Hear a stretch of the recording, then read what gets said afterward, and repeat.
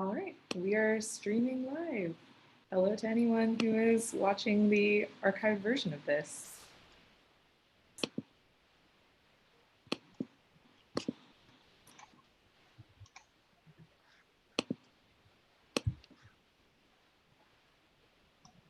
Just getting our technology sorted.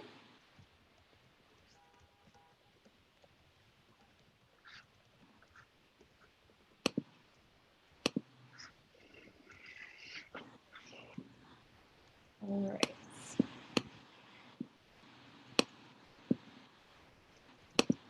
I'm going to put the YouTube link in the chat for everyone who's here. Should we have musica? Actually, well, it's a bit late now. You feel free. No, I need to just focus on what I have ahead of me.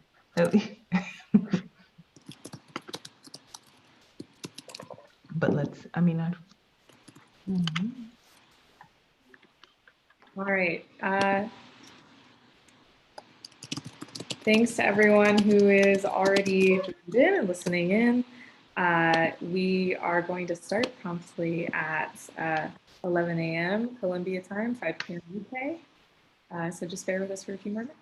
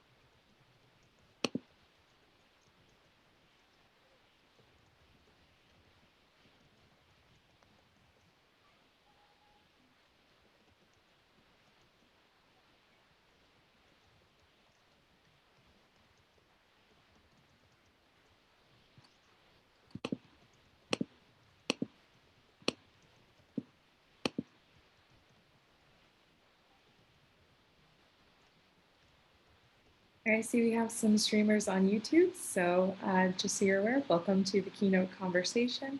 We'll be starting at promptly 11 a.m. Columbia time, 5 p.m. UK in just a few minutes.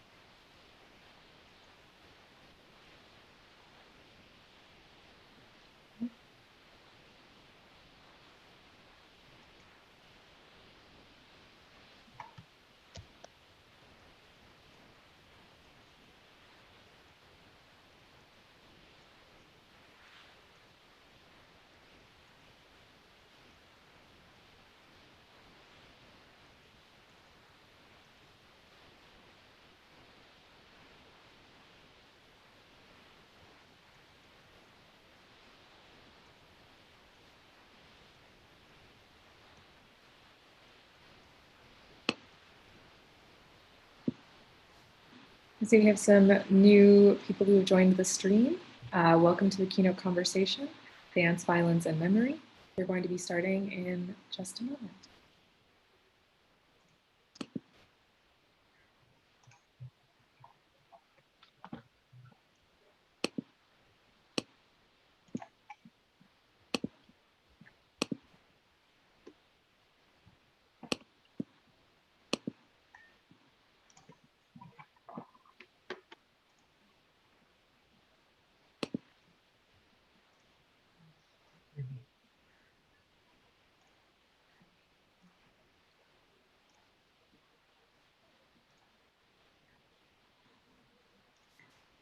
All right, it's 11 a.m. Columbia time, 5 p.m. UK. So I am proud to kick off the 2020 Performance Embodiment and the Digital Archive Conference with our first panel and keynote conversation, Dance, Violence, and Memory. I'd like to welcome our speakers, Melissa Blanco-Borelli and Victoria Fortuna. I will briefly read their bios as a means of introduction and then turn it over to Melissa. Our first speaker, Melissa Blanco-Borelli, is Associate Professor of Theater Scholarship and Performance Studies and Associate Director of the International Program for Creative Collaboration and Research at the University of Maryland, College Park. She is the author of She is Cuba, A Genealogy of the Mulatta Body, which won the Society of Dance History Scholars 2016 De La Torre Bueno Prize for Best Book in Dance Studies. She has been faculty at MIT, University of Surrey, UK, and Royal Holloway, University of London, where she remains affiliated as a reader in dance theory and performance. She is the current president of the Dance Studies Association. Our second speaker is Victoria Fortuna. She is an assistant professor of dance at Reed College. Her teaching and research interests include Latin American concert dance, dance as a mode of political engagement and community organization, collaborative creation methods, and cultural histories of dance in a transnational perspective. Her book, Moving Otherwise, Dance, Violence, and Memory in Buenos Aires, examines the relationship between Buenos Aires-based contemporary dance practices and histories of political and economic violence in Argentina.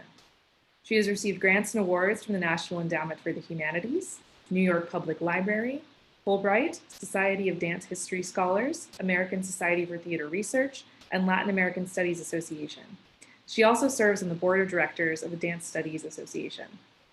I am Janelle Walker. I am a research assistant on this project and one of the conference organizers. I'm also a PhD researcher at the University of Maryland, and I will be your moderator this morning and evening. With that, I will turn it over to Melissa. Hi. Just real quick, I'm having some people privately texting me, asking me that they can't get in to the event, so it's live streaming on YouTube, so I just need to send them the link. Or actually, Janelle, can you send me the link via WhatsApp so I could just WhatsApp it straight to them, if you don't mind? The joys of digital. Yeah, so let me just do it. The constant learning process. Yes, and then I'll be right with everybody. Let me just WhatsApp it. But hello, welcome everyone. Thank you for being here on a Monday morning. Yeah, 1 second. Because I can't. And while we're getting the technology sorted out, I'll just take this opportunity really quickly, if it's okay, to thank Melissa. Thank you so much for the invitation to be here. Thrilled to be here. Thank you also to Janelle and to Olga for all of their work in organizing this event. Yeah, I have my little thank yous as well. Let me just. Basically, it's the UK team that's trying to get on, so I need to get them on. So it's Bryce and the head of the school where I'm still housed.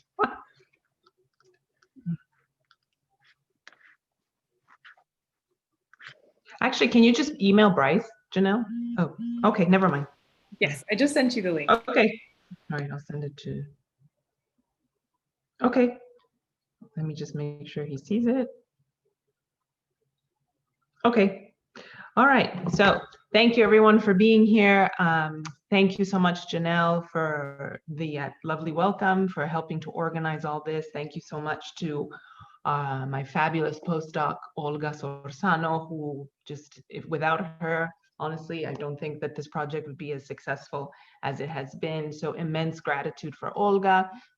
I want to thank my co-investigator at Royal Holloway, Bryce Lease, who's always been the diplomatic, intelligent interlocutor.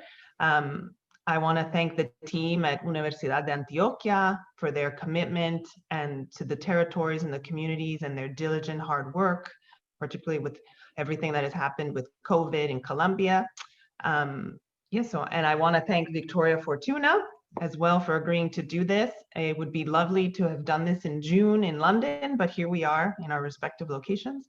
So I want to just tell a little anecdote. So on one of my I think it was my last trip, my last field trip in Colombia in June 2019, I took Victoria Fortuna's book with me to read. I just needed, I was like, oh, okay, her book is out, I can't wait to read it.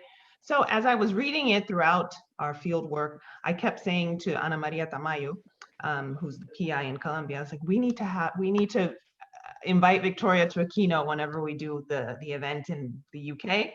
So, and then I finished the book and I was super convinced. So thank you so much. I'm so glad that I had that thought. I'm so glad that the book led me to think that, and I'm so glad that she agreed. So just a really brief introduction to this project. This project is an AHRC funded project through the Newton Fund, and the equivalent in Colombia is Colciencias. So it's 2 universities, one in the UK, one in Colombia, and they get funding on either side, and we work on the same project. This project is called Embodied Performance Practices and Processes of Memory, Reconciliation, and Peace in 4 territories of Chocó and the Pacífico Medio of Colombia.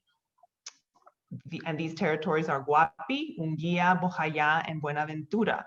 So the purpose of this grant is to document artistic and creative processes, rituals, places, peoples, and objects to reflect on the role of the body and arts in contexts of armed conflict or post-armed conflict, depending on how you see it.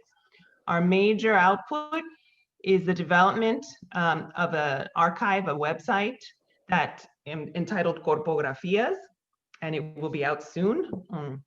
Corpografias, the name of our archive, highlights the cultural traditions and cosmologies of these populations as interconnected practices of memory and re-existence.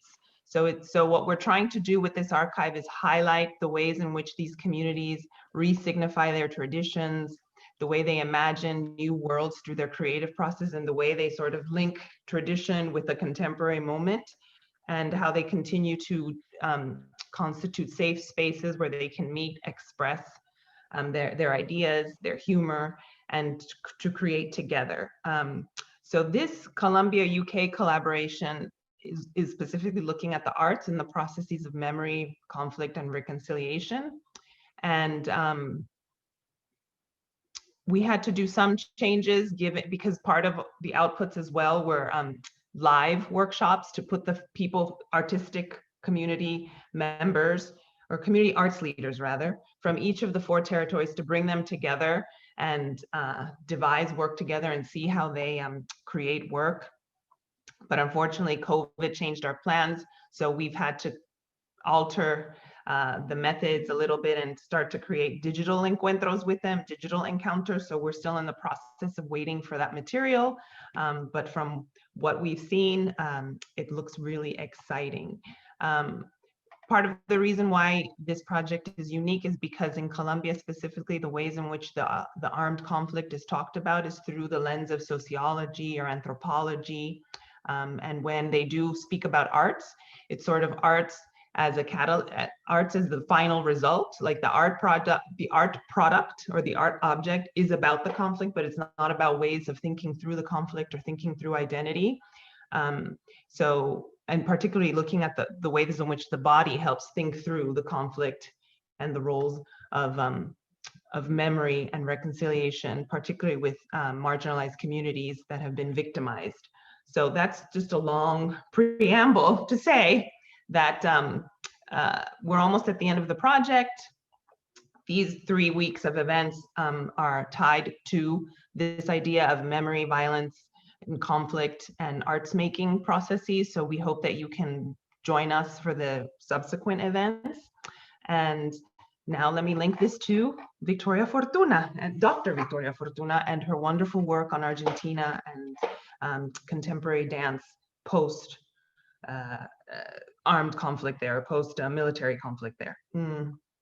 So I would like to start off by having Victoria share a little bit about her book and her research on memory and violence in Argentina, particularly if you can share with us, Victoria, how you were drawn to this topic and what was the biggest discovery or takeaway from this project for you. Yeah.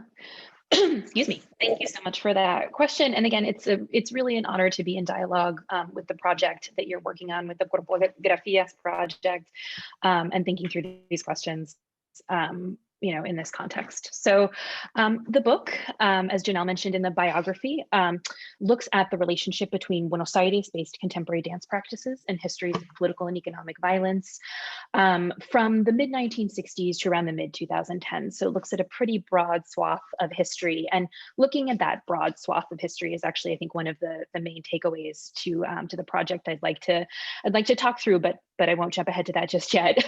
The book's organized around the concept of moving otherwise, and this is a concept that is indebted to one of my interlocutors, right? And I think, as a general research ethics, but particularly when we're working with communities that have been affected by political violence, understanding, right, that as researchers, we need to take the lead from them in terms of how we're theorizing these circumstances and how we're thinking about the relationship between dance violence and memory.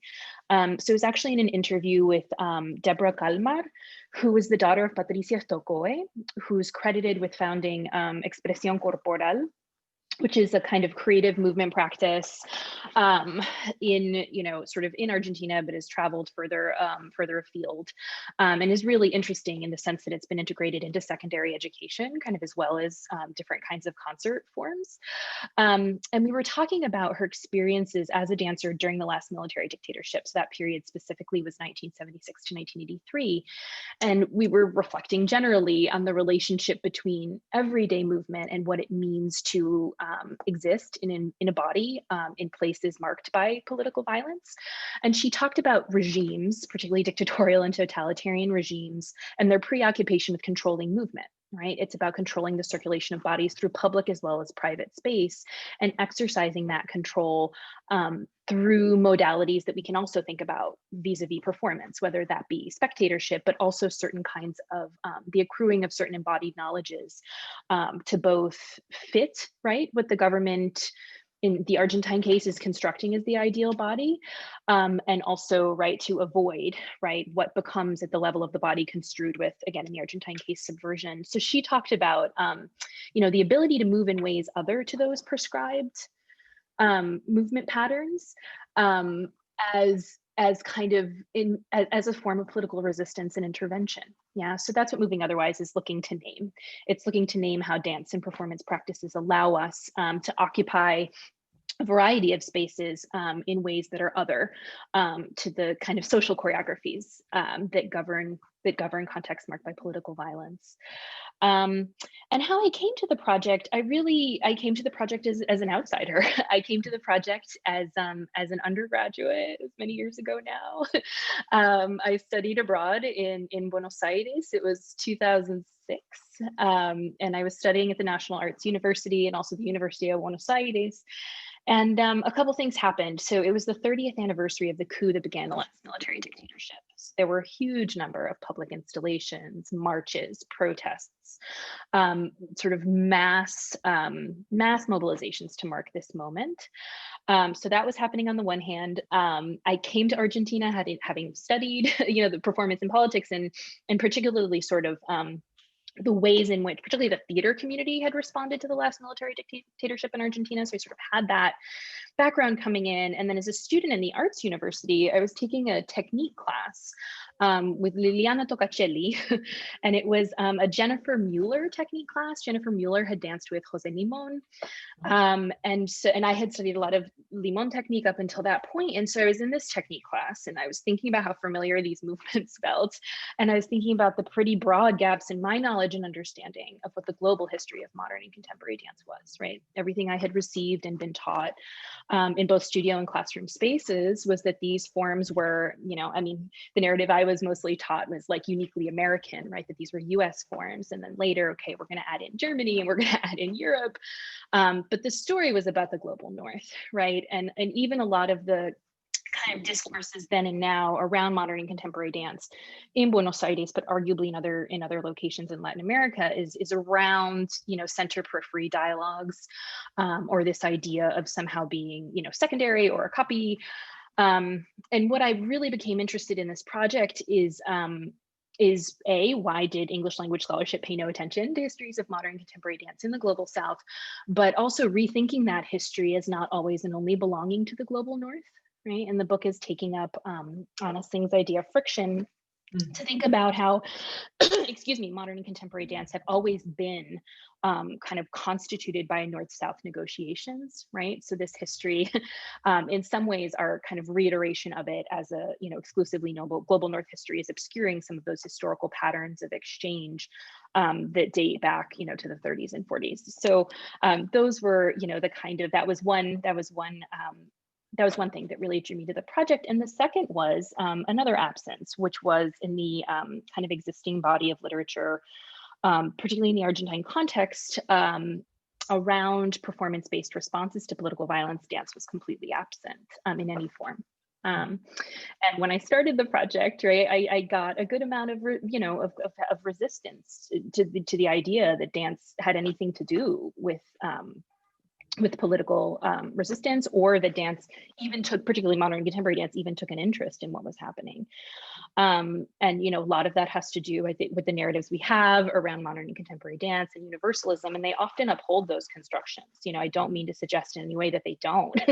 And I also don't mean to suggest that modern and contemporary dance don't, hold kind of a close alignment, right, with the global North and all of the kind of narratives of cultural imperialism that implies. But it turned out that was obscuring of extremely rich history, right, of the ways contemporary dancers were interacting and sort of on, off stage, in studios. And so some of those biggest takeaways were around those subtle manifestations, sometimes in hegemonic spaces, right? I mean, one of the biggest surprises in the research was the Ballet Contemporáneo de Teatro San Martín, which was the actually founded in 1976, so at the height of dictatorship violence, founded for the second time, technically. The first time it was founded in the 60s, went on a little hiatus. But the founding that then had, it continues to this day, municipally supported theater, considered, is adhering to kind of, high virtuosity, kind of high art tastes. There were a series of works produced toward the end of the dictatorship, in particular, that were pretty directly engaging with what was happening, and so that was a surprise to me. And then the last thing I'll say is that I think the other big takeaway from the project is the ways in which dance challenged the historiographic categorizations of the last military dictatorship as exceptional. I think we can sometimes see this in scholarship, or somehow disconnected from what happened before or what came after.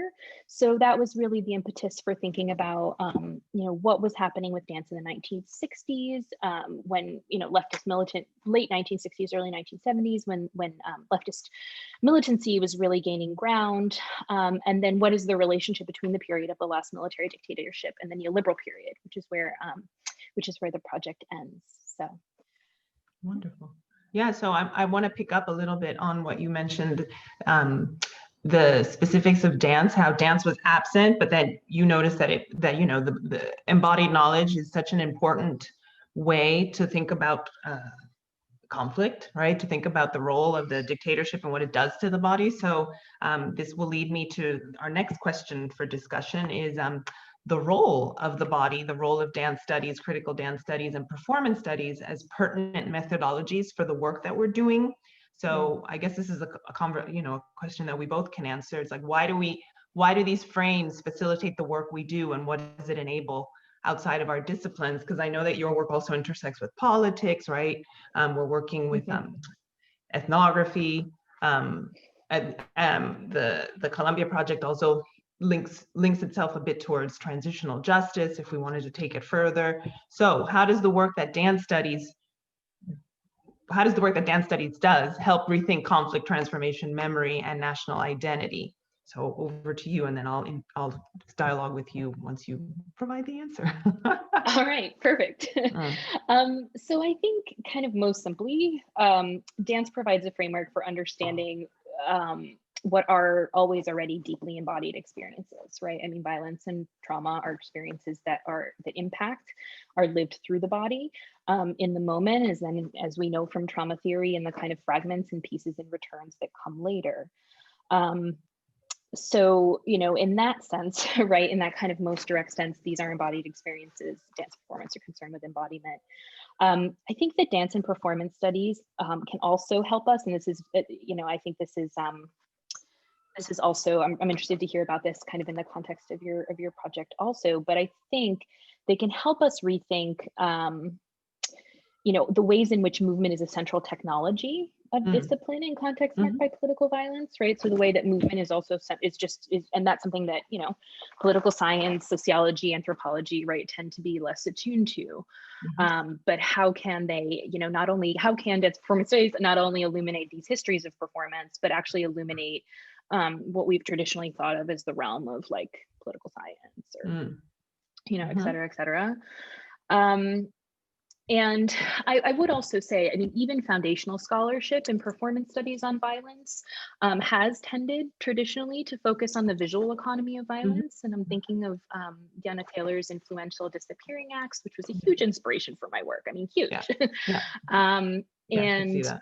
Yeah, like, huge inspiration for my work, but does tend to emphasize, I mean, she's absolutely concerned with embodiment, but the central argument does tend to hinge around an emphasis on spectatorial economies, with the idea of percepticide, right? This idea that part of the way that the dictatorship was successful, I think we could certainly in some ways apply that to our present moment, right? Is the way in which, kind of strategic displays and then sort of absences of violence that are then alluded to create this climate of fear that turns into a climate of complicity and sort of compliance, right, with what's happening. But again, that is, to some degree focused on like a visual economy, where I think that dance studies can allow us to trace, reconstruct, and theorize how violent social orders are actually worked into the body, like through muscle and bone, and sometimes the even, the not necessarily conscious ways that we are kind of carrying, that we're hearing maybe. And just kind of one quick example, and then to pass it over to you. I mean, one example that I talk through in the book that I think helps illuminate this is, so in the early 80s, so still during the dictatorship proper, there were several cycles of danza abierta, or open dance, the open dance festival. We know a lot about teatro abierto, open theater. We know a lot about that, which is wonderful, from a number of kind of many studies in Spanish as well as English. But danza abierta was this sort of open question, right? So that's something that the book looks like. But what I became actually most interested about with danza abierta was not necessarily the stage works themselves.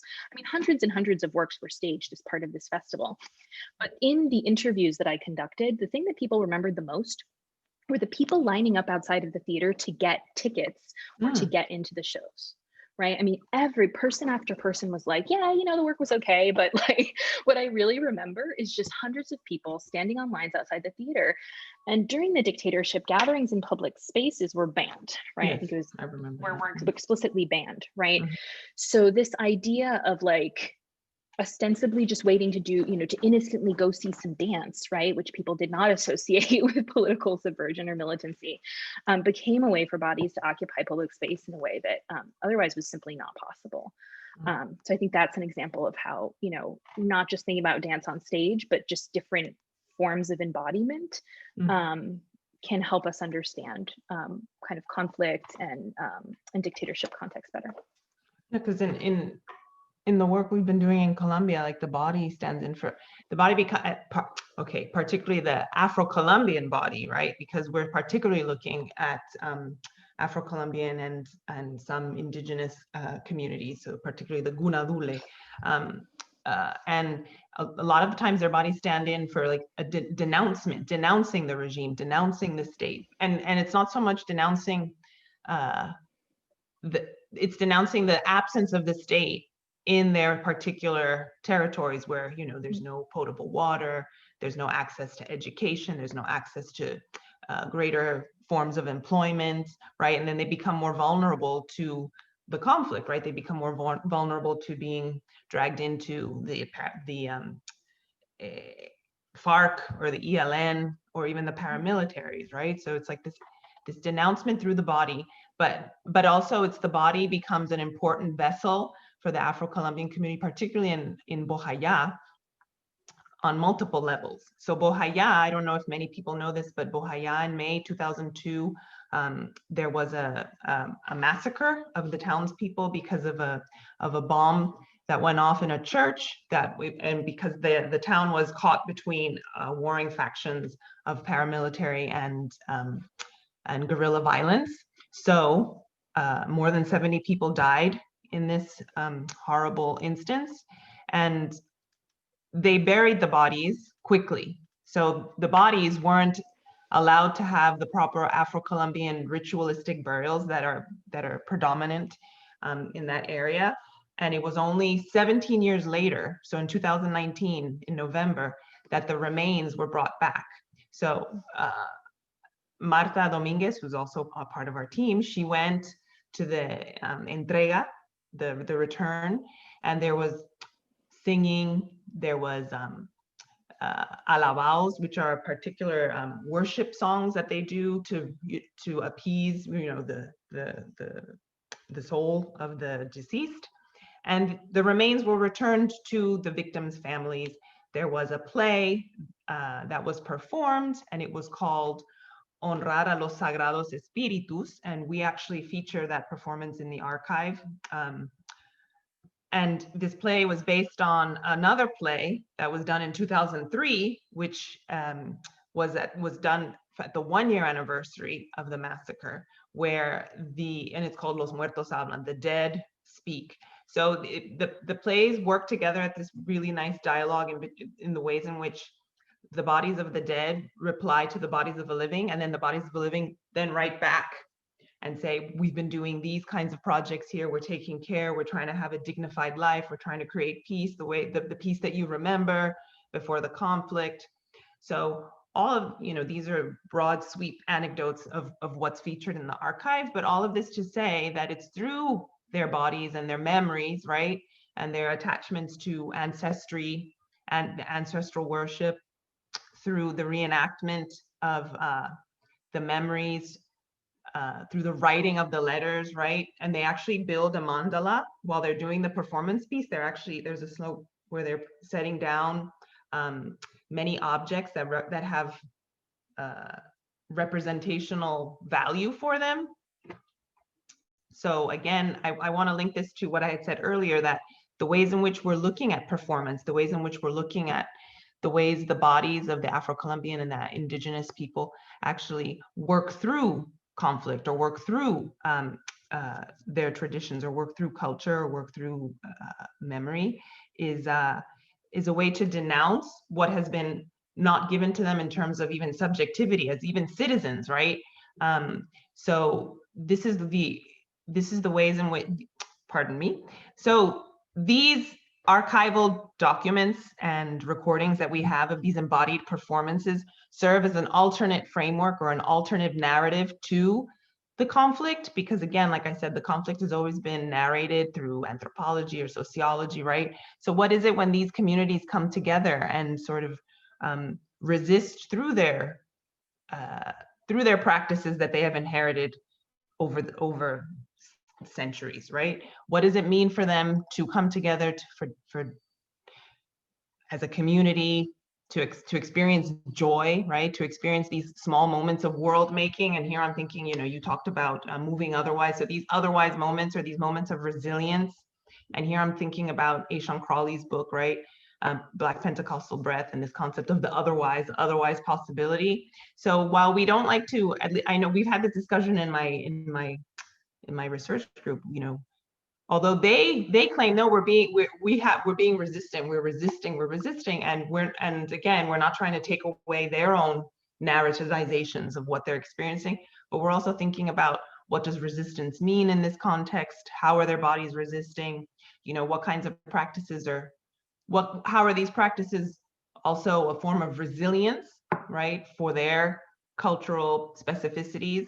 How are they raising consciousness amongst themselves? But then again, what then is this project hopefully going to do, right? That's always the ideal of the academic, what this project is going to do to raise consciousness about what's happening there nationally in Colombia, because a lot of people don't know of these performative practices that are occurring regularly, or that they've started to rebuild again post-conflict, and what that might mean internationally, right? If we think about other post-conflict cultures, societies like South Africa or Palestine, or, well, Palestine is still in conflict, but or Argentina. Yeah. So I hope that was a good yeah, and maybe there. If it's Yeah, if it's okay for me to pick up on maybe one go more ahead. thread there. Yeah. So something that I was thinking about, and of course, right, different, right, in terms of kind of the particularly, the way that the communities that you're working with have been particularly racialized, but something that is like that a resonance, right? I'm thinking about one of the chapters in the book looks at contemporary choreographers who invoke tango themes in their works as a way of kind of thinking about, specifically as a way of thinking about trauma, as a way of thinking about the traumas that they've experienced during the dictatorship. And I'm thinking specifically about what you were mentioning in terms of performance as a way to, as sort of a place, right, for these sorts of, for memories and different kinds of calls for, like recuperación, I guess we could say, like different for, that you're not getting from official kind of sources. One choreographer, Sylvia Wladimirski, talks about how she lost someone who was very dear to her during the last military dictatorship. He was disappeared, never reappeared, and isn't listed in the kind of official catalog of disappeared persons. Right. Wow. So when she talks about the work that she made kind of from this place, she's talking about how like her work is not about recovering literal facts, right? She's not trying to find out, what happened to this loved one, right? She's not trying to trace that particular story, or it's not like she wants that name to necessarily be part of the registry. What she's trying to do is use performance as a site for allowing the past to flash up in particular ways, to let it live in the present, and that in and of itself can be a reparative force in a way that is existing outside of the legislative and judicial, processes of like, right, that we often associate with justice, right? Yes, because because Colombia has, the Truth Commission, the Commission and they were involved in the return of the remains as well. But again, like, what does it mean when, when is justice symbolic? Is justice, is that enough, right? Is symbolic justice enough? And then what can the arts say about that in a way that expands, I guess, the dialogue, right? And here I'm just thinking again of like, she's your professor, probably Marcela Fuentes' work, her recent book, Performing Constellations, and the way she looks at performance actually creates possibilities for world making through consciousness raising. Again, that concept of consciousness raising, and then when what are these acts, these symbolic acts, or these are what can they say and make possible for people to understand these contingent and unstable sort of corporeal meanings, but particularly the body is contingent on so many things. It signifies so many ways.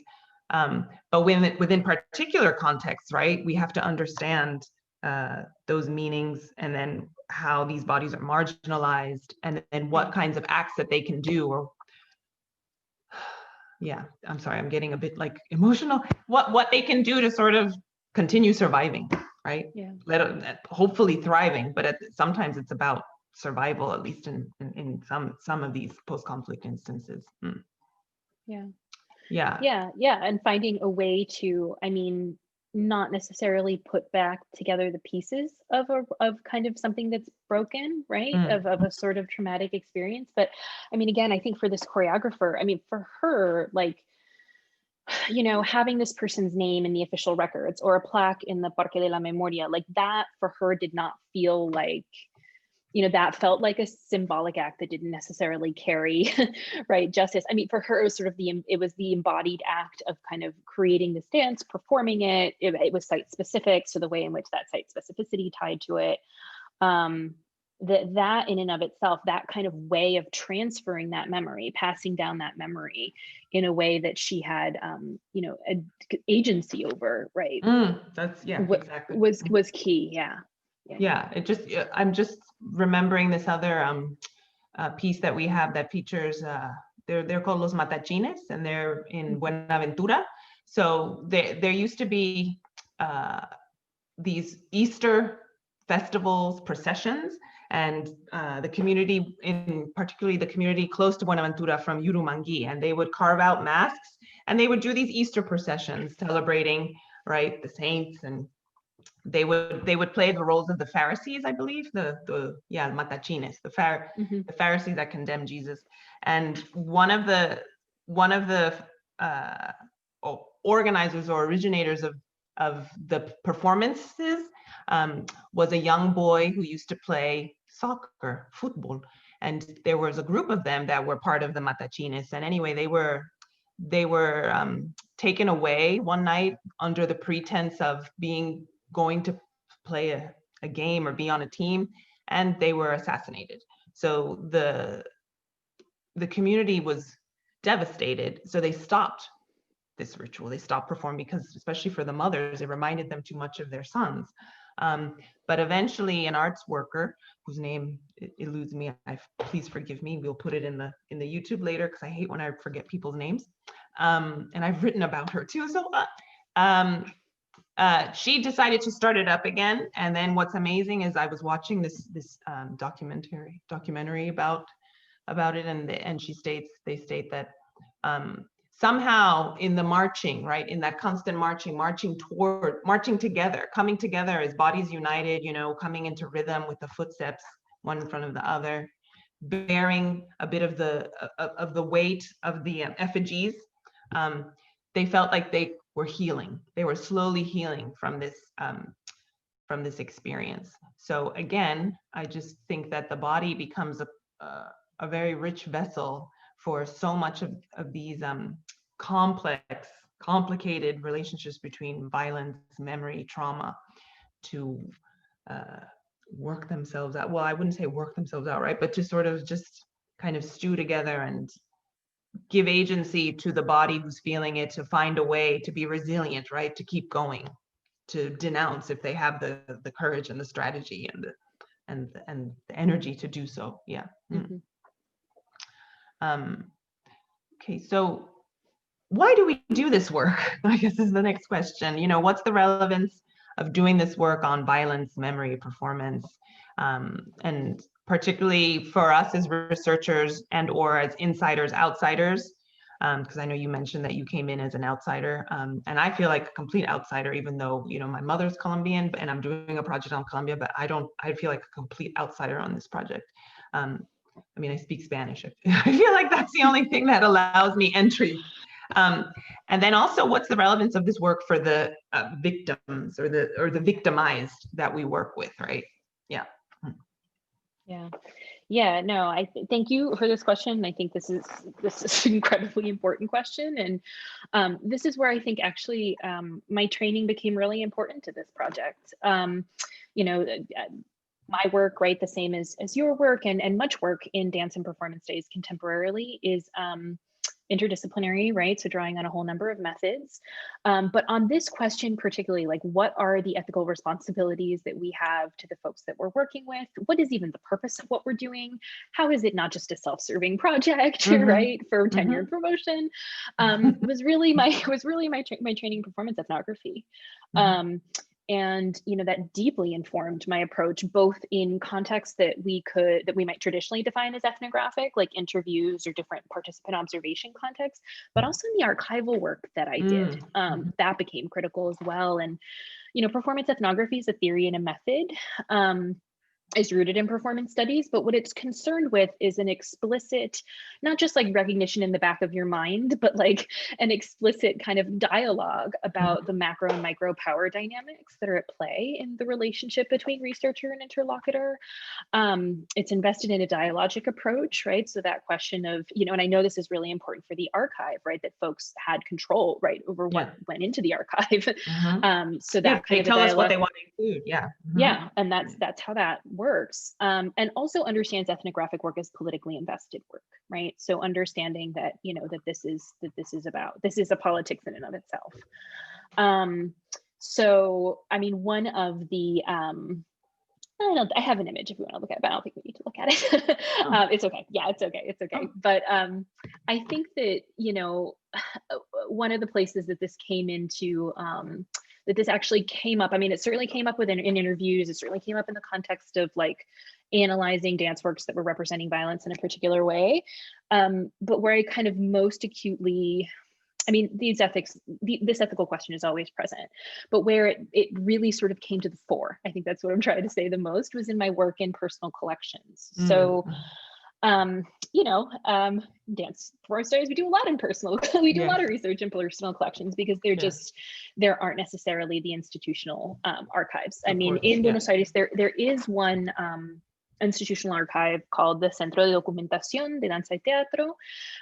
It's at the Teatro San Martín, and they have been doing amazing work to make the collection as broad as possible, but it is really primarily committed to documenting the activity of that particular theater. So, you know, it's a valuable resource, but it's giving you, you know, a partial view, and depending on the research question you're trying to answer, might not, you know, serve those questions, which is what I found for my own work. And it became clear that, you know, what was literally stored in people's attics, basements, closets, you know, that was the material, and working with that material is fundamentally different than going to the New York Public Library for Performing Arts and like signing away, you know, your life a little, and like putting your bag in a locker and like getting gloves. It's just a different experience.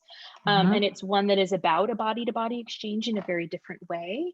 And it's about shared time and shared space with people who have been so generous in my case as to welcome me into their homes, feed me, you know, I mean, like sitting next to the cat while you're doing this work. And, you know, and what this looked like in my case was just, I bought a portable scanner that I brought with me all over Buenos Aires. Like, I didn't know what I was doing, right? And in the sense of not being trained as an archivist, and you know, but it was clear that this needed, you know, that this was part of the work. And you know, 5 choreographers allowed me to fully digitize their collections.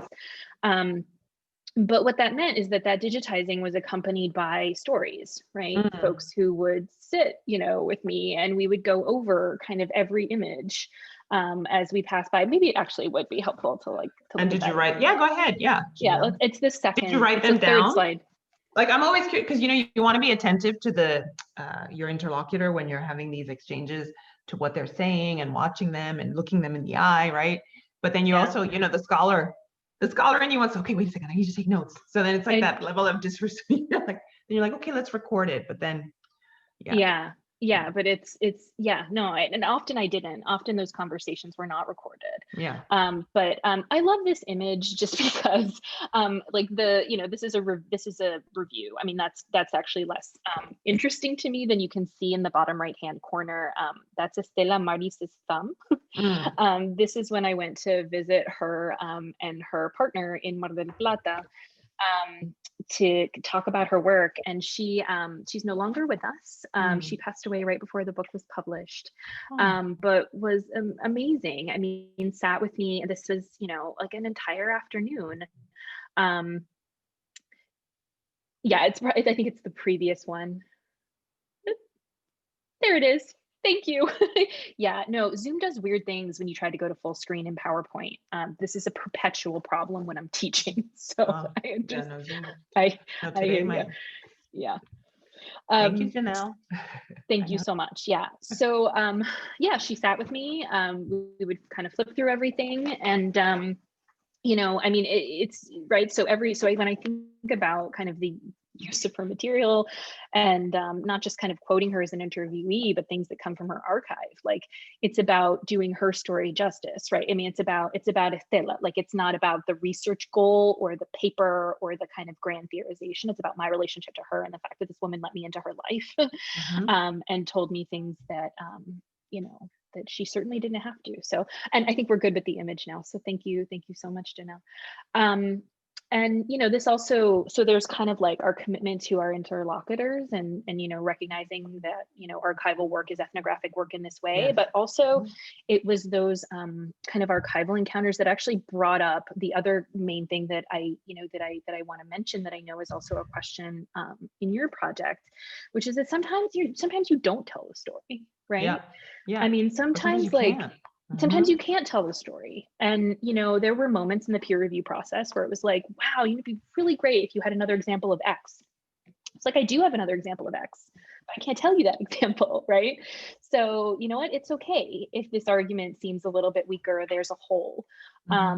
And what I learned to do is actually write about that, right? Write about the whole, and write about write about that absence. Yeah, that's always more fun, isn't it? Though, I mean, I think I tell my students all the time, if you can't find the thing you're looking for, think about the methodology that'll help you write about that absence. Yeah. Yeah, exactly. And so especially, in the work with dancers that had direct connections to armed political militancy in the early 70s, I mean, these were armed militant groups, right? I mean, they were the main target of the military government. And were, very purposefully shrouded in secrecy, right? Needed to be. I mean, the use of pseudonyms, all of that. And so not just people who actually militated, but then the connections other folks had to people who might have, right? Who were maybe disappeared or absent. And, one time I was just looking at a program, I was sitting in someone's living room. This choreographer was putting away her groceries. And, I asked her a question. I was like, oh, I can't really make out this name. Like, what is this? And she was like, oh, I can't really see it that well. And I was like, oh, well, I think it's this person because I see this in a bunch of other programs. And like, I could see in that moment, like her whole body tensed, right? And this is someone who had been disappeared, right? So there's also the ways in which like we need to think very carefully about those dance practices that are performance practices that are like explicitly thinking about the moment of violence. But trauma can flare up in any moment, right? Correct. When we're not expecting it, like when we're thinking we're not really talking about it, and an awareness of that, and an awareness of kind of having a trauma, informed approach, and how you hold that space when that past does flash up is also key. Sorry, I feel like I went on for quite some time. No, because it's making me think of some of the questions we were asked when we were some of the questions we were asked right before we got the grant. When you put in a grant and then they give you feedback, your peer review feedback, it's like, how are you going to ensure that you do not re-traumatize the communities that you're going to be working with? So there's a lot of work in place already, because first of all, it's not like the first time that people are going, and this was something else also, the fatigue, the research fatigue that a lot of these communities felt when, oh, not another person coming to write about us, and what are you going to write about us? And so they have these kind of rehearsed responses, which I'm not critiquing it at all. It's a self-preservation technique, absolutely, especially particularly within Black communities in Colombia, let alone Black communities. They're seen as, oh, they're being mined for the information, and then what do they get out of it, right? So that was a sensitive ethical specificity that we need to be mindful of as we were doing this work. And I know that our co-I in Colombia, Marta Dominguez, she loves doing viajes de campo, and she's wonderful with the community. She's always, what do you need? She brings them like, if we need some costumes, we don't have any tela.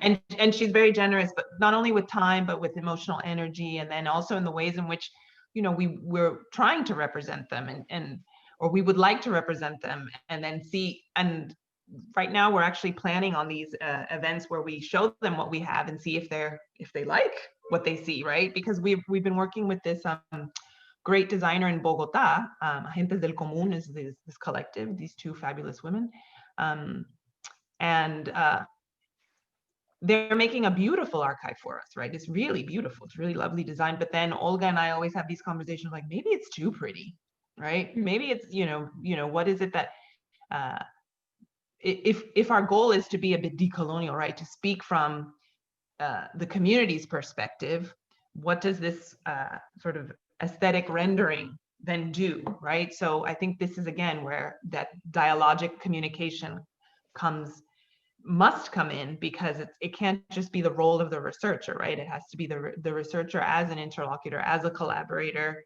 and even as a silent echado para atrás, like letting them speak for themselves, right? So I think it's really important, because we also don't want to recreate these horrific power structures that have led to these situations to begin with, right? So I'm just mindful of time. So I know we've been talking about the Afro-Colombian communities and the Afro-Indigenous perspectives in Colombia. So I'm wondering, what the role of race is in your work, because normally, when people think of Colombia, they think of Shakira, they think of sort of like this mestizo bordering on white, with with salsa and cali and sort of the flavor, the Caribbean flavor coming in a little bit, but it's always sanitized through sort of a mestizo white body.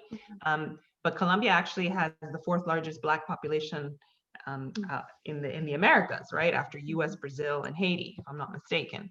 So, and I know that Argentina also deals with race in different ways, right? Whether it's the erasure of the indigenous, the erasure of Blackness, right? So, so what is the role of race in your work, right? And then, and here I'm also thinking of that article you wrote about, let me quote it properly. Dancing Argentine Modernity, Imagined Indigenous Bodies on the Buenos Aires Concert Stage, 1915 to 1966. And what I'm curious to know is, like, what can you say more about this article and the kind of intervention it makes, particularly when I know in dance studies and dance history, a lot of us have been looking at the ways in which modernity was actually based on the othered body, the indigenous body, the Black body. So can you say a little bit more about your article and the intervention it makes within a larger framework of race in Latin America in the next 5 minutes? Okay, here we go. No, I'm kidding. I'm just saying, you know, we always have such big questions as academics. And can you say about it in 5 minutes? Anyway, however long you want, go ahead. We'll do our best. We'll do our best. Yeah, so this is, so this question, is it the kind of heart of that article, and is it the center of the newer research that I'm working on now? And I think, you know, to start, we need to look at the particularities of the way kind of racial discourses have developed in Argentina, particularly kind of, you know, starting in the 1850s, right? Kind of pre-1850s, it was different. It did look different, right? But you see, starting around then, the kind of emergence of an overarching narrative around, well, I mean, I'm thinking about how, you know, you're like, when people think about Colombia, they think of Shakira, right? When people think of Buenos Aires specifically, not necessarily, well, sometimes all of Argentina, they think the Paris of the South, right? That's correct, been that's been the tourist tagline that has been splashed everywhere. People are like so charmed when they go. There's a neighborhood called Recoleta, which is a like old money, upper class neighborhood, and they've got these red phone booths that remind people of London, right? So there's like, you know, and this was obviously very consciously done, right? I mean, especially around the kind of 1910 centennial celebrations, right? There were a number of urban development projects in Buenos Aires that were trying to craft, right, the city in the image of European capitals. And, you know, the reason why this is key, and this is, you know, to kind of, without going into too much history, but this is the inheritance of many ways of Sarmiento and civilization and barbarism, right? And the entire narrative of, you know, this idea of, you know, kind of populating the Argentine pampas, or like the plains, with you know, he was interested specifically in northern Europeans, so like very specific, Germanic, in terms of the kind of whiteness, right, that he envisioned for Argentina. And, you know, around at the turn of the 20th century, European immigration did indeed boom, but it was largely Southern Italian, and also from Spain. And, you know, initially there was some concern over this, right? But eventually those immigrants became the pretext for a deeper entrenchment of this idea of Argentina as exceptionally white and exceptionally, you know, European within Latin America. And what we, you know this does is erases indigenous populations as well as Afro-Argentines, right? And those erasures being both violent and discursive, right? So violent in the sense of the participation, particularly of Afro-Argentines, right? There's a lot of good developing historical work on that, but there's a lot of narratives, right, about Afro-Argentines participating in wars, kind of, and again, this is sort of pre-1850s. But there was also the actual discursive erasure of Afro-Argentines. So census data artificially reduced numbers, right? So that the books actually looked like, right, Argentina was, you know, whiter than it was, and indigeneity sort of becomes, you know, buried beneath, right, this kind of narrative of whiteness, despite the fact, right, despite the kind of vibrancy of the actual lived experience. Well, this sort of the very aliveness and very presentness of indigenous populations in Argentina. So the timeline of concert dance coincides with this project, right? So this project of whitening coincides with concert dance, and I do not think that that's in any way a coincidence, right? Right, absolutely. So, you know, the end of the 1800s, nation builders are like super interested in ballet. We've got to have a national ballet because ballet is associated with modernity, it's associated with Westernness. And aesthetics, right? And And associated aesthetics. with high-end aesthetics, yeah. Yep. So the Teatro Colón gets built, which is, you know, this point of national pride. You know, the idea of it having reference, you know, resonances with the Paris Opera Ballet. I mean, all the materials were imported from Europe. Argentina establishes the first national ballet actually in the Americas, right? So before, you know, before kind of North America either. And, you know, some of the earliest folks, I mean, Nadinska was the artistic director of the Cologne Theater Ballet for a minute, and then a series of other kind of European ballet masters. You gotta love that word. Yes. And a you know, and there's a whole circulation, right, of you know, of kind of European specifically kind of vanguard artists. I mean, the Ballet Russe had a huge impact on the development of concert dance. So there was a lot of investment, right, in this idea of ballet. So at the same time, right, what that article is looking at is from kind of, you know, from around 1915 until 1960, you see a series of ballets staged at the Cologne Theater that are taking up different indigenous themes, kind of broadly construed. I look at one that is specifically based on a Guarani legend. And, you know, what ultimately, right, what that piece is arguing is that by kind of constructing indigenous bodies as imaginary, right, as legendary, as mythic, it's about locking indigeneity in the distant past, and it's actually about reinforcing this idea of whiteness and modernity and Westernness in the present, right? So it's consolidating that narrative, right, in a way that, and if, you know, there were no indigenous identified collaborators on these projects, right, at all. I mean, they were mostly based off of anthropological texts and the you know, sort of white, right, anthropologists that had conducted research with indigenous communities. So that's on the one hand, and that's sort of that article. And the other thing I'm looking at is I'm actually doing a lot of or have done, and I'm now in the process of trying to put it to paper, research on Miriam Winslow, who we don't know her really in the U.S. context. She was a U.S. born dancer, born in Boston to a very wealthy industrial kind of family that had money from kind of industrial, you know, industry. And she trained with Ruth St. Denis and Ted Shawn, and, you know, had her own company in the US, did not get a lot of critical acclaim, had connections to Argentina, to Buenos Aires through her father's business, actually, with a Scottish Argentine family. So her family owned a shoe factory, and the Scottish Argentine family that she had connections to in Buenos Aires founded the company that then became Alpargatas Argentinas, like if you, those shoes that, you know, Tom's now. Anyway, so that was her connection to Buenos Aires, and she did a series of tours there and eventually settled there and started a company there.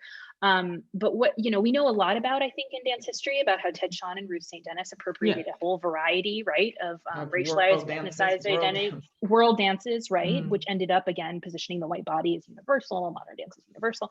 But we don't really know. I mean, Winslow extended that project in Argentina. My question is, like, what does that mean for Argentina? What does that mean for this moment, you know? And, you know, the 40s are complicated, right, because of 40s, 50s, because of Peronism. But I mean, what does that mean in terms of, you know, narratives of whiteness? So, yeah. Well, I want to link, or I want to like draw a thread between what you were speaking about, these imagined in indigenous bodies, and then the actual embodied indigenous, like the real indigenous bodies who are there. And particularly in the Colombian context, like one of the things that we were adamant about is as we were doing the research, it was predominantly Afro-Colombian, but then we noticed that there was, there's an indigenous community here in Unguia, for example, which is northwest, in the northwest part of Chocó in Colombia, and particularly the Gunadule. And we made contact with, you know, a schoolmaster. We're waiting to get approval from a cacique in order so that we can actually go in and do some digital encounter work. But we're actually working with an indigenous feminist filmmaker, and she is making this short animated piece for us for the archive, where she's telling the story of the women as repositories of the Gunadule culture. And she uses this term called oralitura. So it's like literature and orality come together, and the ways in which that is manifest through the different kinds of cultural productions that the Gunadule women do, whether it's the molas. I don't know if you've seen these like multi-layered cloths that they cut, and then they tell different stories. And there's like images of animals, rivers, right? The flora and fauna of the area, let alone their own representations. So she's contributing to our archive. And I think one of the reasons why we're so adamant to have her there is exactly so that we're not actually reinforcing this epistemological violence that has happened in Latin America, the erasure of the indigenous, right? Yeah. The indigenous only exists in Latin America because it mixed with the Spanish and most people are mestizo. Right. But however, you know, once you're there and you're actually paying attention to the ways that the geography is, that the way the topography of the land exists, and then the geography of the cities, right? You start noticing, you know, the discursive and state practices that are actually creating these kinds of marginalizations within the different types of communities, racialized communities. Yeah. So. Yeah. Oh, and if it's okay, just really quickly, I mean, because I did, I'm sort of listening and thinking and wanted to just, you know, emphasize that it's that violence, right, that I see as the connection between, you know, my first project kind of looking at contemporary dance and, you know, histories of political economic violence, and the second project. And in many ways, it's sort of, I almost think about it as a counterpoint, right? Because, I mean, you know, I obviously, you know, believe in sort of the book and all of the evidence for how modern and contemporary dance did, you know, kind of constitute these incredibly important interventions, right? At the same time, but I also want to think about the histories of violence that they've participated in as forms, right? So I'm not talking about the individual choreographers or work specifically, but the forms themselves, right? And how, you know, and how we need to sort of, we need both sides of that story.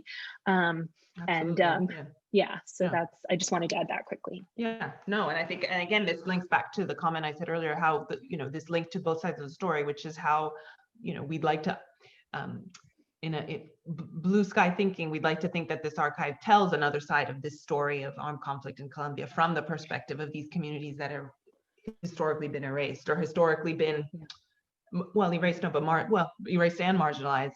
But also a perspective that's not about them is just, oh, the victims of the Bojaya massacre, oh, those poor people who don't have water. It's more about, oh, look at how they're resilient with their artistic practices and with their traditions, and the ways in which they create community despite not having the kinds of resources that we take for granted, right?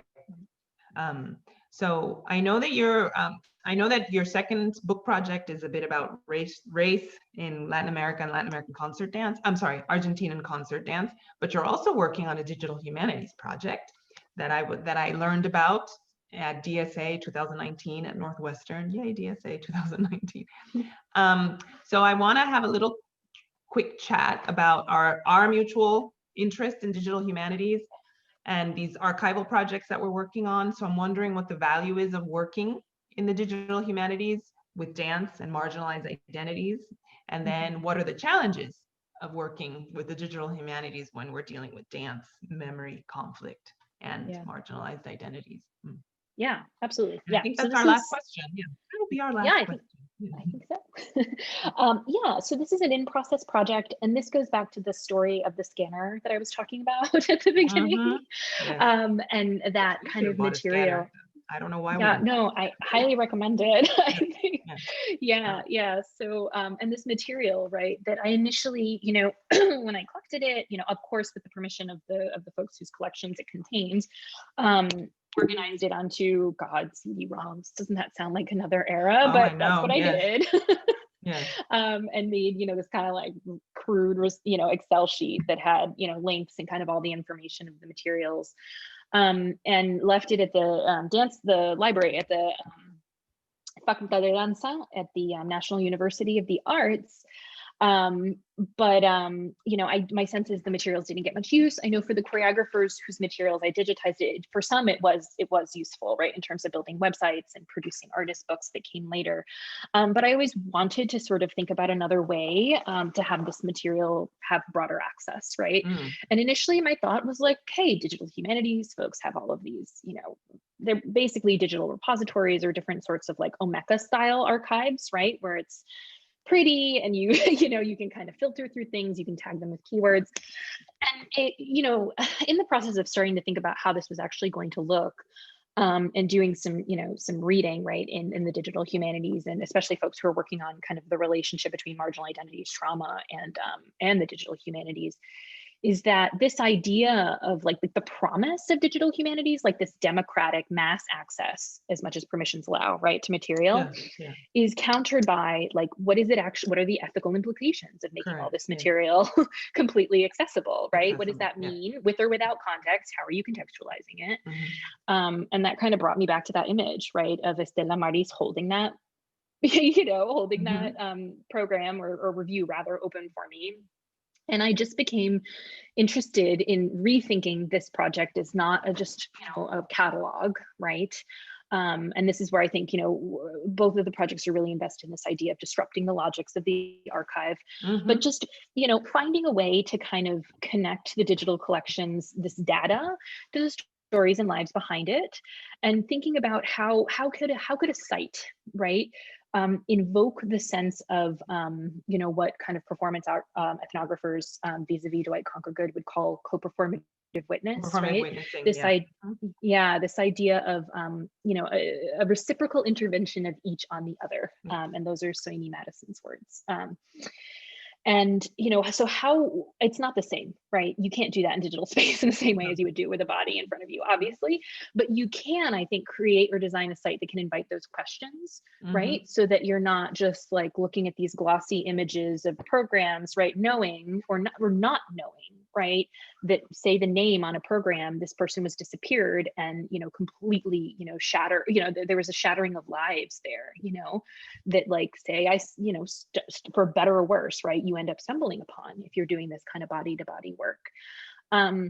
So a couple ideas that are sort of guiding the, you know, the kind of planning for this site are modeling it, right? Modeling the site's framing after the relationship between dance and trauma that, or the choreographic approaches rather, of the artists who experience the effects of political violence in the form of detention, torture, exile, lost loved ones, and fractured families. So I mentioned this before, but the idea of recuperation, right? So the idea of, instead of like an assembly of literal facts that are telling some kind of teleological history, right, allowing it to kind of be a performative, I guess we could call it, or interactive space, right, where users can have the experience of sifting through, you know, the pieces that they've been allowed into, right, that the folks, you know, that folks who are willing to share these stories have allowed them into, and how to do that, right? So using digital tools to manifest ethnographic aspects of work, of ethnographic work. And here, you know, some things I think, you know, lots of different projects have used very effectively, like audio clips of interviews, text contextualizing the collection.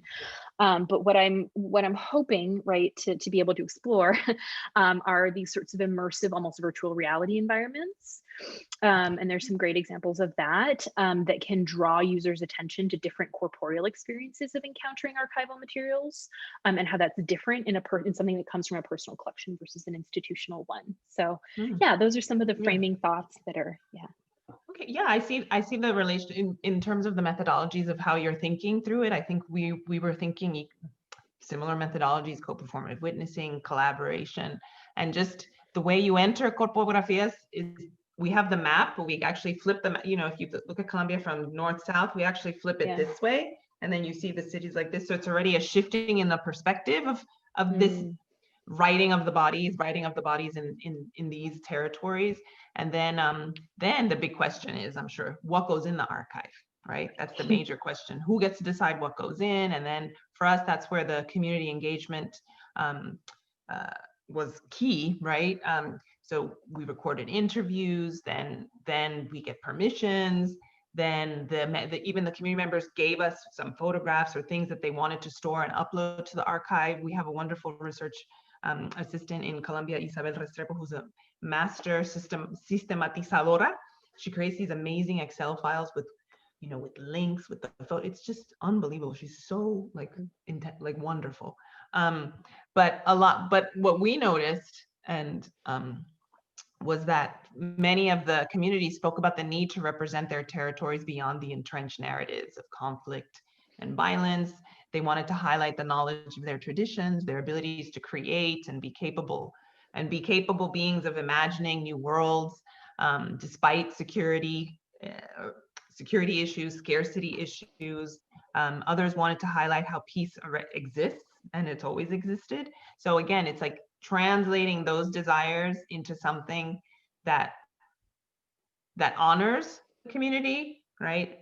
And then also that creates the conversation and the creation of it. Like so the way you enter our archive, so for now, from what I've seen, because it's still under development, and I'm going to wrap up so we can open it up for questions, is you enter and then you click on each territory, and then from that territory you go to a storytelling.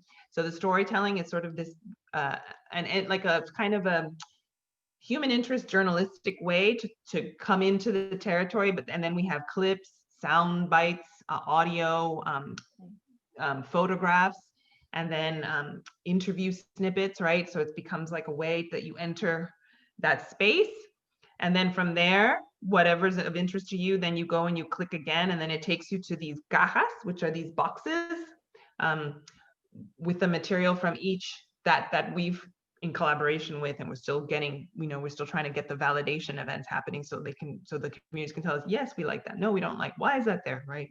Ideally that's what would happen, but with COVID, who knows how we're going to do that. But anyway, so you go in, and each territory then has a particular caja, whether it's about a performance, whether it's an interview, whether it's a song, whether it's a photograph of a particular item, a food, something that's important to these communities that they want to highlight about their territories, their everyday. And that's what's important for us, is sort of like the everyday outside of violence, despite violence, outside despite violence. So thank you for having this conversation with me, and I hope that everyone is feeling interested or curious to know more, and we're happy to take questions now. We have about 18 minutes left for questions, so I think. All right, thank you. 18 minutes, yeah? Is that at 1:30 we're in? Yeah. Yeah, 1:30. Okay. All right. Thank you again, yes, for an excellent conversation. And I want to also extend a thank you to everyone on YouTube and via email who sent us feedback about how to find this video and the difficulties with the technology. We really appreciate the feedback. It is a transition figuring out these fully digital formats, but thank you for collaborating with us and making this as accessible as possible. Here are some questions from the YouTube chat. Mayver de la Cruz is curious to hear how Mayver, thank you. Yeah. Mayver would like to know how performance can model paths to create space for collective healing. You touched on this earlier, but they want to know more about that. Gosh. Well, I can think of a workshop that we did, but this was a workshop that we did not necessarily with the communities, but it was with a woman who does a lot of work with the communities. Her name is Juana Salgado. And I remember the workshop, we were put into a circle. And, this is, the circle practices research methodology, right? Okay. And she made it clear that everybody had to look at one another in the eye. Like you had to acknowledge every body in the room. And then she created these simple gestural phrases that we all had to follow.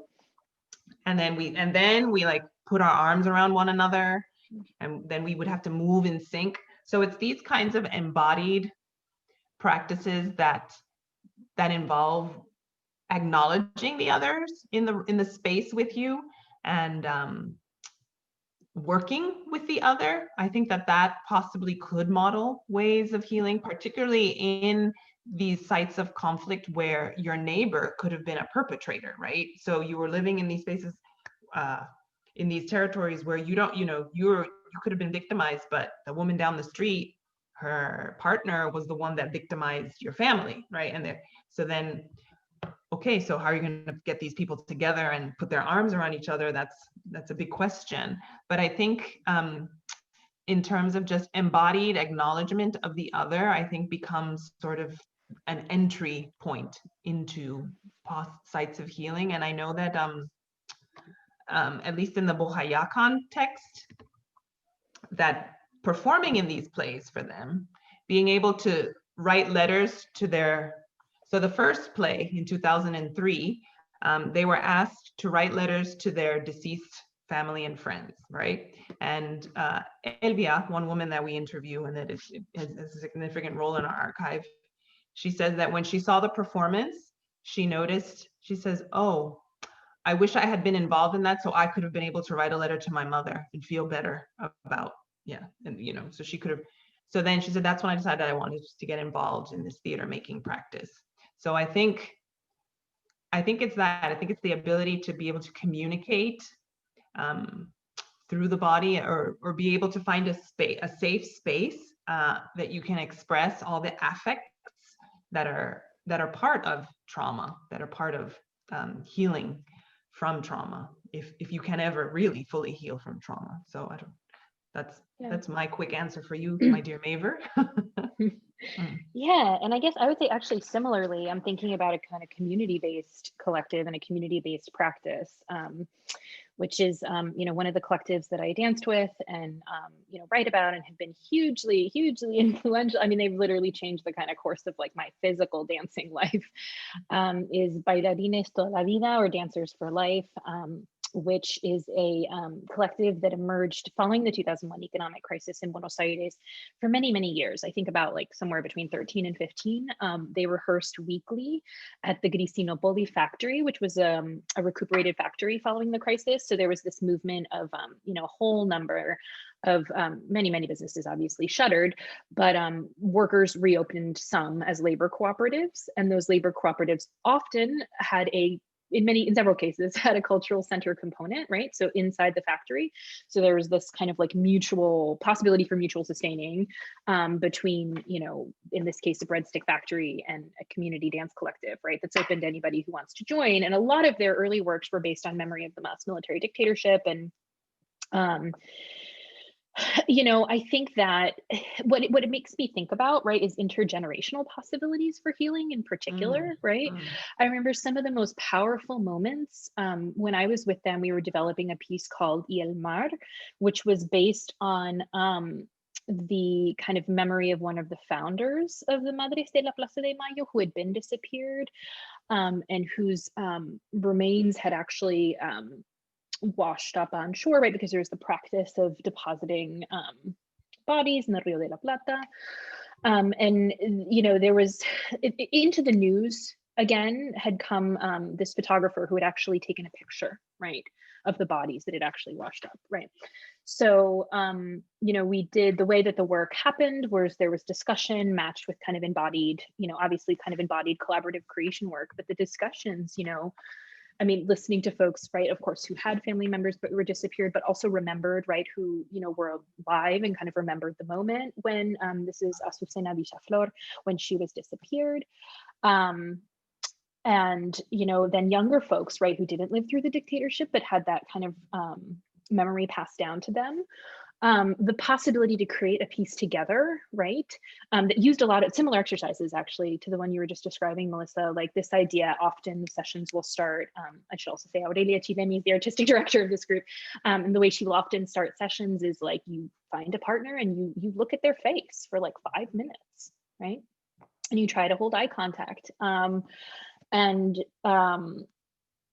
I mean, I think that the possibilities for healing in those sort of, you know, spaces that are integrating careful, intentional dialogue around embodied practice has a lot of potential for that sort of healing. Yeah, for people directly affected, for generations later, and for a broader community, right? To kind of, yeah, to have a, you know, a consciousness, right? I think we were talking about earlier about these things. And we actually have an event on Friday, which is a bit about healing, but it's more care for carers, but we'll announce it shortly. So yeah, we'll remind you shortly. Yeah. Our next question is from Maria Regina Firmino Castillo. Hi, Maria. Thank you both for your Rina. And would like to hear more about the practices you have in place to avoid re-traumatizing your interlocutors in the course of the research, which you touched on earlier. The second part of this question is, what are the possibilities of using critical dance studies and performance studies lenses to research the violence committed against communities by the state and other actors? Wonderful questions. Yeah, these are questions that started the project, and even the critical dance studies methodology is the one that we've been thinking about throughout. So what do we do to not re-traumatize? Well, I think now I went on initial fieldwork visits, so I haven't been to like the double field where people stayed longer, but I do know that our practice was, you know, you always start asking the person about who they are, what they do, you know, sort of benign chit chat, right? And I think that as they become more comfortable, it may not happen in the first dialogue or the first exchange, but I know Marta and Ana Maria would be very precise about calling people ahead of time. So already establishing the relationship. So it's about establishing the relationship. And to be honest, many of the people, you know, they are traumatized in their own respective ways. So you just operate under the assumption, at least in these, but that at least someone in their family or they know somebody. So they've already had to manage those kinds of difficult feelings. I don't know, for lack of a better word, but so obviously the first thing is not to ask them directly, right? And that again is that care, that ethics of care that's important when you do ethnographic work, no matter what the topic is. So, and I do remember that eventually, if they start feeling comfortable, they start sharing material. And I know that there were some instances where we couldn't even look at one another because we didn't want to like show each other we were affected by what we were hearing. So yeah, I think we leave the willingness of sharing the traumatic material to them. Like I think that that's probably the most careful way that we've worked on doing that, at least from the experiences I had with the first visits, because the second visits, there were more direct questions pertaining to memory and conflict and trauma, especially for the Bohaya visit, which was literally witnessing the remains coming back. And then the second question about critical dance methodologies, I think they're always at the fore. Unfortunately, we had to cut some of our project, or we've had to reconfigure our project because a lot of the methodological work having to do with performance and critical dance studies was to have happened this summer, right? However, the types of questions that we're asking them via to answer corporeally through the digital, I think are still focusing on a critical dance studies methodology. And then Olga and I, Olga, who's the postdoc of the project, we have a co-authored article where we think a little bit further about performance studies and critical dance studies as a way to think about the archive and what to show. So that's my quick answer there, but I'm happy to discuss it further, Maria Regina, whenever. Victoria. Yeah, no, I have a couple thoughts. I mean, I think so the folks that I worked with ranged from people who were very comfortable talking about these histories to people who hadn't talked about them in 25 years, right?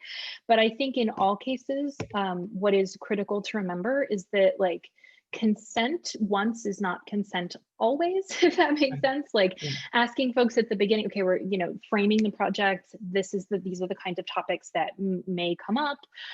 Even if folks are like, great, sure, yeah, wonderful. I think I truly believe, like in circumstances like this, it is the responsibility of the researcher to know how to truly be an empathetic listener, to know how to read right bodies in the way that we do in dance, and to know that a tremble or a pause, or looking away, like if they look looking away. I mean, it could mean I need a minute and I want to do this, or it could mean I want to stop, but it is your responsibility to check in at that point. And it's not even like just in that moment. It's maybe, you know, a series of interviews, or like literally years later. I mean, I think, to me, in many ways, part of the re-traumatization could not only just be bringing up a painful circumstance, but, you know, bringing up a painful circumstance, taking it with you, putting it in a book, and like never appearing in their lives again, right? So how are these relationships, like, are you ready to commit? Like, this is a relationship for years, right? And, you know, phone calls and WhatsApp messages, and, you know, and the moment of kind of like, you know, like bringing my suitcase full of books to Buenos Aires to give to people. It's going to be translated. I'm working on it. I'm working on that part. We're working on getting it translated. But I mean, I think, to me, the moment that was the most powerful, and this is, I guess, personal, but when we did the book presentation in Buenos Aires, pretty much nearly every living person who was quoted in the book was able to come. And it was so overwhelming to see everyone together and to be able to kind of mark this as like this is theirs, you know. And especially, you know, because a lot of, you know, it brings together a lot of people in the dance community, some of whom don't necessarily think about themselves as, you know, in the same orbit. But like it's an ongoing relationship where like this is a story, these are stories that are being cared for, tended to, and like never abandoned, right? And also kind of, you know, removed when they need to be, which is why, especially when it came to the point of like the final version of the manuscript, checking and double checking and checking again with people around particularly sensitive things that were included in the book. Yeah. Oh, and I just wanted to, I was just thinking that sometimes they don't even want to talk about, you know, trauma, or they want to talk about, well, when those things happen, this is what we were busy doing, right? So so again, they want to show that they're resilient. They want to show that the conflict actually has nothing to do with them, to the extent that they didn't start it, they didn't create it. They're victims of the conflict between the state and the paramilitary, or the state, and so they happen to then be collateral damage, right? So in Guapi, for example, because of the drug trade, the illicit drug trade, they use this chemical, glycosulfato, I think is it called, that they dump over the coca fields, but then it infects all the food. So then they don't have access to fresh food, and their food supplies are drained. So, you know, when they're traumatized by their everyday survival, you know, it becomes part of the, you know, you as their listener, as the person that they've chosen, you know, they've agreed to speak to, you know, you have to just create a space where they're able to feel comfortable sharing even about that stuff. Yeah. Yeah. Thank you both. Well, those were our questions from the audience. Hopefully there will be more engagement over the week's questions that pop up on Facebook and on the website. Yes, thank you. Thank you. Yeah, I want to thank you for those two questions. Yeah, I just thank you. Thank you, Maver and Maria. Thank you. Now I want to just close up this keynote conversation by thanking you both for starting the conference in such an engaging and at times very like lovingly personal and vulnerable way, talking about your research and your work with the communities and with the victimized. And I'm looking forward to a great conference. And transitioning there, I want to pitch it over to my colleague and co-organizer, Olga, to talk about what's coming up next for the conference this week. Olga. Hello, everyone. Hello, good morning here, good afternoon on the other side of the Atlantic. Thank you very much to Victoria for accepting our invitation to participate and to open the debate. So thanks a lot for that. Thank you. We are the organizing team of the Embodied Performance and Digital Archives Conference. So we're going to continue touching on all these topics over the 3 weeks of the conference, so do not miss our future events. And don't forget to leave your comments also on the website, which I'm going to copy the link here. This is a website that is going to continue. We will be updating the website over the weeks with some comments and some new performances and pre-recording talks that you can watch. And then we will have these Q&A live sessions to continue the discussion. But also, if you leave your comments on the website, we can also pick up on them to guide the next talks. So we will go until the 30th of October, when we're going to close the event with our research team from the UK and Colombia, and the communities from Chocó. So we can really go deeper into all these interesting questions and topics that Melissa and raise about the project. And our next talk is going to be on next Friday on the Care for Carers methodology. So do not miss that one too. So this Friday or next Friday? This Friday. This Friday. This so we're going to have events on Mondays and Fridays until the 3rd of October. Apologies for all the inconvenience with the links. We were just pre-recording our next talk, so we were juggling many balls at the same time. So you're gonna see these shirts again. And we will share the links in our website too, but also on the Eventbrite website and the email. So we probably won't have these issues again. So thank you very much, everyone. And please have a look at our website. We'll be updating the content. So see you soon, next Friday, same time, with a live Q&A and pre-recorded talk. Thank you, Dr. Fortuna and Dr. Blanco-Pirelli. Thank you. Soon to be Dr. So Janelle. And thank you, Dr. Sorzano. Thank you, everybody. Thanks, everyone. Bye.